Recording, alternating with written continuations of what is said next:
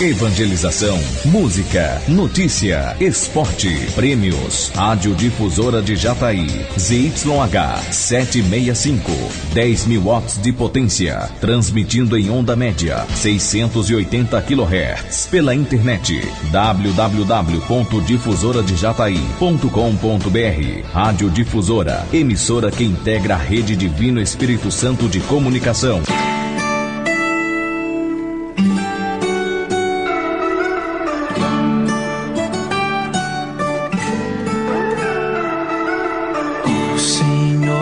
Há em cada um de nós algo que não morre.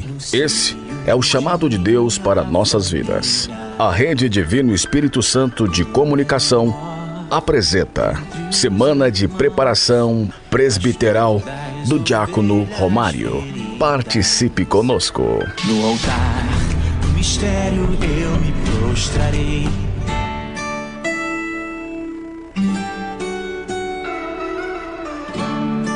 Olá, boa tarde a todos os ouvintes da Rádio Difusora de Jataí. Meu nome é Cíntia Prado e eu participo da Pastoral da Comunicação da Paróquia Divino Espírito Santo aqui de Jataí. E durante essa semana nós vamos estar falando de um tema muito importante em nossas vidas, que é o chamado vocacional.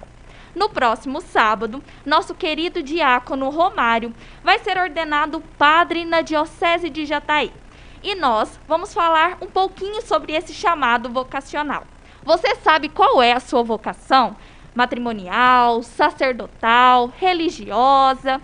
E para participar deste momento e nos ajudar a entender um pouco melhor sobre as vocações, estamos recebendo hoje o Padre Monte Alverne, que vai bater um papo conosco. Bom dia, Padre. Tudo bem com o senhor? Bom dia, Cíntia. Bom dia a todos os que nos acompanham aqui na Difusora de Jataí. É uma alegria estar aqui participando deste momento. É um prazer receber o senhor aqui hoje. Obrigado. E nesse momento tão especial para a nossa diocese, nós queremos conversar um pouco sobre esse chamado na sua vida para a vocação sacerdotal. Conta um pouquinho para a gente como é que foi. Vou usar uma expressão que a minha mãe usou quando perguntaram sobre isso. Ela disse, esse aí é desde o berço. De fato, eu me sinto chamado, a vocação chamada de servir a Deus, desde que eu me lembro de gente. Né? Inclusive a minha vocação inicial, lá por volta dos 10 anos de idade, houve uma missão com os franciscanos menores, onde eu morava nessa época, e aí eu dizia que ia ser frade. Mas as circunstâncias foram me conduzindo para o trabalho na diocese, grupo de jovens, catequese, e quando chegou o momento da decisão, eu procurei os frades, mas não houve assim na época acolhida, e aí fui para a diocese. Então sou padre diocesano na Diocese de Limoeiro do Norte, lá no Ceará. Que bacana. E aí, como é que foi esse momento de transição? Porque hoje o senhor vive uma vocação dentro de uma comunidade. É interessante. Como eu disse, minha vocação nasceu franciscana, mas aí tornei-me diocesano, sou padre da diocese há 30 anos, né? 30 anos prestando serviço nas paróquias lá, mas há 5 anos atrás eu conheci a fraternidade por conta de um afilhado meu de Crisma, que encontrou na internet e decidiu vir ser franciscano na Providência de Deus. Hoje é frade, Frei Jorge, que trabalha em Itabapuã, uma obra de acolhida de dependentes químicos. E por conta dele eu conheci a fraternidade. Conhecendo a fraternidade, numa visita assim, em que eu estive há 3 anos atrás, fui levado a várias obras, aí aquele desejo inicial voltou. Então, completando 30 anos de padre diocesano, eu fiz o pedido à fraternidade para me acolher e estou aqui nesse período de transição, né, como você mesmo falou em off, nesse processo de conhecimento e de ser conhecido também pela fraternidade, para que os frades possam tomar uma decisão se de fato me acolhem. Aí me tornarei franciscano, né, na Providência de Deus. Que bacana! E fala um pouquinho mais sobre o carisma da fraternidade. Para ser bem fiel ao que diz, né, o nosso diretório, é bonito quando diz assim: o carisma da fraternidade consiste em observar o santo evangelho de nosso Senhor Jesus Cristo, repetindo o abraço de São Francisco de Assis, no irmão leproso de hoje. Então a nossa raiz é de São Francisco, claro, né? E a conversão de São Francisco, ele mesmo conta que um momento decisivo foi quando ele, que tinha repugnância da lepra, dos leprosos, se sentiu impelido a abraçar e beijar um leproso. E aí então mudou tudo, né? Ele passou então a esse serviço. E aí o Frei Francisco Belotti, o nosso guardião-geral, fundador, também sentiu esse mesmo apelo, né? De se dedicar aos leprosos. E alguém disse para ele, o bispo, né, numa conversa, disse: o leproso de hoje é o dependente químico. E o Frei Francisco então assumiu essa obra, que é a nosso carro-chefe na Fraternidade São Francisco de Assis, na Providência de Deus, o trabalho com os dependentes químicos. Mas aí, como você sabe, uma coisa puxa a outra, né? E hoje o nosso carisma se desdobra em 3 dimensões. A dimensão missionária, né? Anunciar essa boa nova do reino, né? Eu até queria aproveitar, e as leituras de hoje, da missa de hoje, são assim, para nós, sabe? E a primeira leitura do profeta Zacarias diz o seguinte, não é? Isso diz o Senhor: velhos e velhas se sentarão nas praças, cada qual com seu bastão devido à idade. As praças se encherão de meninos e meninas a brincar. Isso diz o Senhor. Se tais coisas parecem difíceis ao resto do povo, serão tão difíceis aos meus olhos. Então é esse desejo, esse projeto de Deus, esse mundo de fraternidade, né? de um mundo de irmãos, é isso que nos impulsiona. Então, nosso carisma, em primeiro lugar, é esse anúncio, né? De que é possível, né? Como diz São Francisco de Assis, você começa fazendo o possível e acaba fazendo o impossível, né? Depois também essa dimensão da assistência, da saúde. Também no nosso carisma tem essa dimensão, por isso assumimos leprosários, hospitais, né? Casas de recuperação,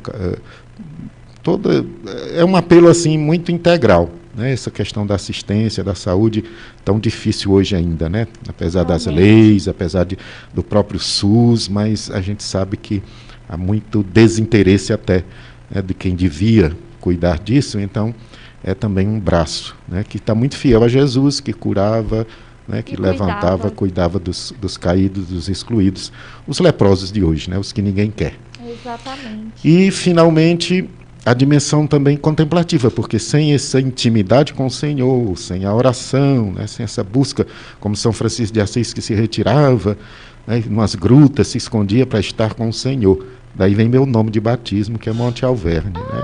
Monte Alverne. Inclusive, queria até entender um pouco mais. Monte Alverne é um monte lá em Assis, que um conde deu a São Francisco, que tinha muitas grutas, era um pouco isolado, e lá São Francisco se retirava. E foi lá que ele recebeu os estigmas de Jesus, né?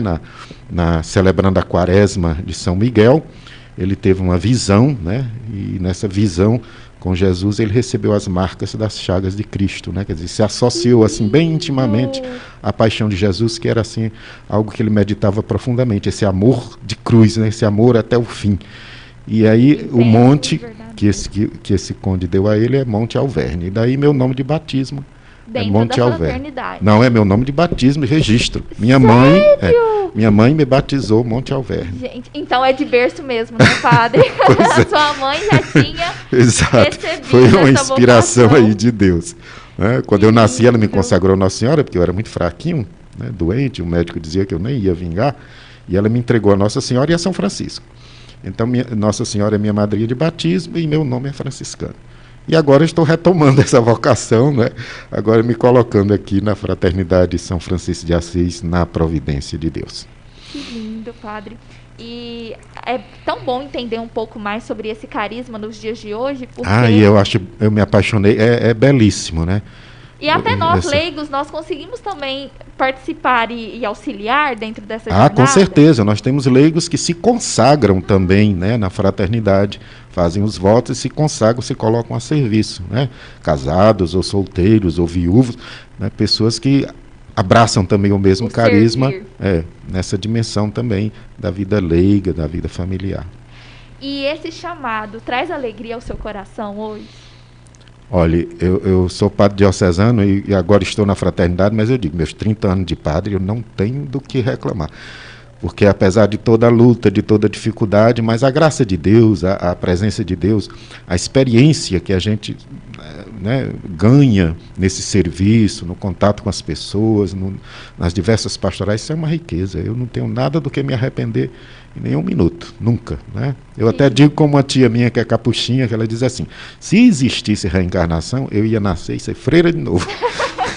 Esse mesmo espírito eu também guardo, né? Então não tenho do que... É uma alegria, e Jesus mesmo disse que há mais alegria em dar do que em receber. Né? Então, colocar-se a serviço, e foi isso que me apaixonou na fraternidade. Que é um pouco essa minha transição também deve ser a isso. Quando eu conheci a fraternidade, eu dei aquele suspiro e disse assim, meu Deus do céu, não estou fazendo nada.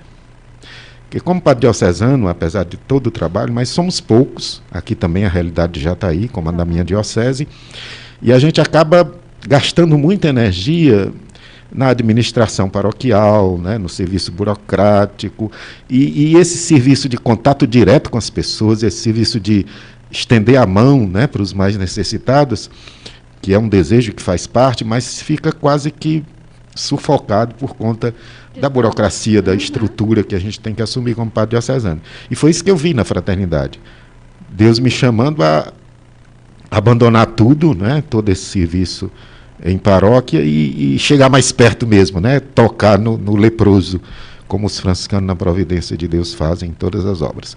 E quando cheguei numa obra com crianças com dificuldades mentais ou físicas, que os franciscanos acolhem, e vi o frade que estava lá, me falando e me contando a história de cada um deles, pelo nome, eu disse, é isso que eu quero.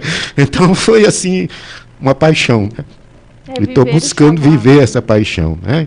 Sou padre diocesano, mas eu quero viver mais intensamente esse serviço mesmo aos leprosos de hoje, né? Com mais intensidade. Espero que a fraternidade me deixe fazer isso. Né? E a gente sabe que também as carências hoje são grandes de padres, né? E de repente a gente vai ser mais padre de novo do que franciscano. Mas estamos aí nessa caminhada. Que lindo, não, padre?